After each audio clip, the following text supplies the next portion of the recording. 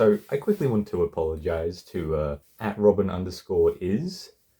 I was in fact not getting to it. Before I actually get into the meat of this video, I do want to explain something, which is why I'm at a whiteboard. When I was doing the research, I realized there's like 3 types of general weaknesses you usually come across when it comes to characters, superheroes, anything really within that kind of genre. Excuse my poor handwriting. So there's obviously 3 types of weaknesses we're going to go over. The first one is physical, and then we're going to go over the, and then there's the mental, and then there's also the superpower one.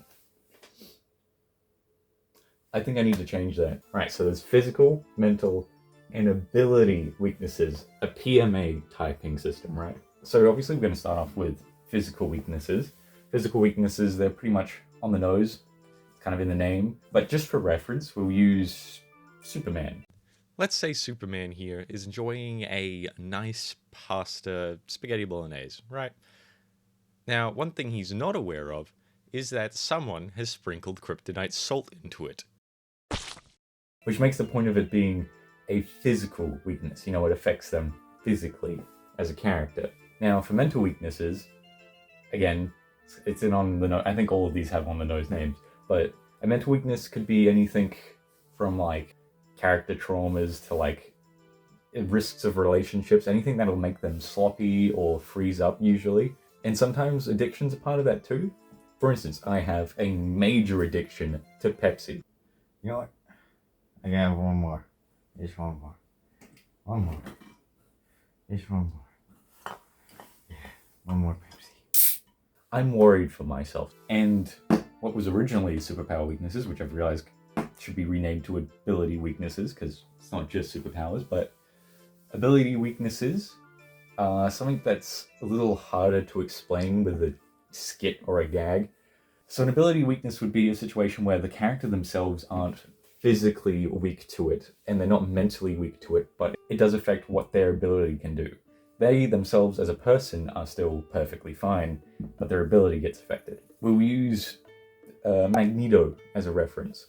His ability is to contort and control metal to an extent. So if you were to put him in a highly dense forest in the middle of nowhere that no one has ever interacted with before except for him, his power makes no sense in that situation. It wouldn't be used at all. In turn, it's an ability weakness for him to be in that location. If we were to double dip on other characters like Superman with his physical weakness, he also has an ability weakness against red kryptonite, which takes away his powers usually and doesn't actually affect him physically.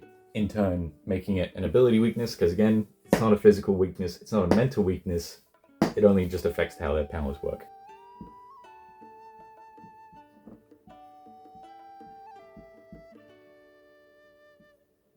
But now that we've got that down with the 3 weakness types, physically weak, mentally weak, and no more powers when it comes to the ability weakness, we will get into what you actually came here for, which is the weird weaknesses. Now that we're done with all that whiteboard stuff, I know it's a bit of a jarring change to go from that to this, even with the audio change, but we're going to continue on with the actual point of this video, heroes with the weird weaknesses. So the first 2 are pretty well known. They're the Green Lantern ones. First one we're going to have is Alan Scott. So Alan Scott, the old Green Lantern, he has a weakness to wood. And it's not like a physical weakness. He doesn't like cripple himself every time he gets near a tree, but he has a ability weakness. So if someone were to hit him in the back of the head with a baseball bat, it would work.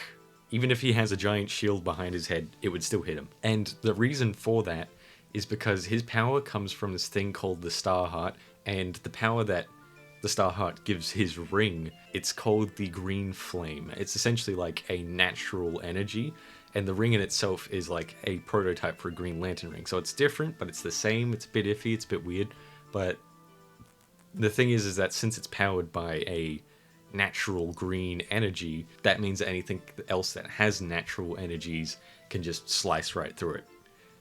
Like, say, a tree branch through his shield. And so it makes sense for him to be weak to natural elements then. It's just a weird weakness for him to have nonetheless. But the other Green Lantern, Hal Jordan, and anyone else who really has a Green Lantern ring that is the same type as his, they have a weakness, again, an ability weakness, to yellow.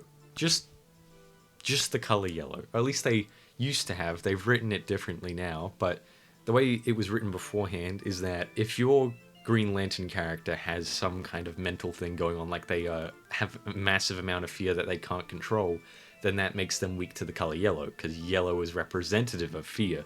So they need to conquer fear to lose their weakness to the color yellow. And because fear is such a consistent thing for characters who are superheroes and all that, that means they will almost always have a weakness to yellow. But it also does imply that if they have any relationship issues, then someone could hit them in the face with a pink crowbar and it would definitely hurt. Now, one that I didn't know about before and that surprised me is that Power Girl, who is meant to be like another version of Supergirl. There's a lot of different origins. She's been weirdly written for a while. She was once weak to unprocessed raw materials, like natural materials as well. Like with the original Green Lantern, Alan Scott, the reason was that it always maintained that kind of natural energy, even if it was processed, like a baseball bat, as I said before. But for her, a baseball bat wouldn't hurt because it's a processed material, but a normal tree branch would hurt.